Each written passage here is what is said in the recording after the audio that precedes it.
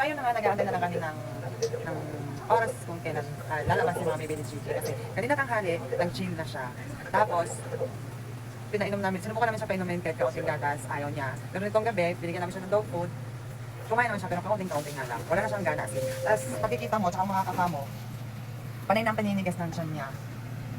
Tapos, ayaw na rin niyang nilalapitan siya na nakabuntis sa kanya. Ayaw na niyang lapitan siya ng mga ate at kuya. So, sign na talaga yon na nagle-labor na siya. Tapos, baka mamaya, ubukas na talaga ilalabas na yung mga baby niya. Excited na po kami makita at malaman kung ano mga itsura at mga kulit ng mga baby pango. Kung mga bagong pango na makukulit. Chiki, ito mama. Ito mama. Tsaka ano, kawawa si Chiki kasi pag ganito ano siya, kasi ang liit-liit niya.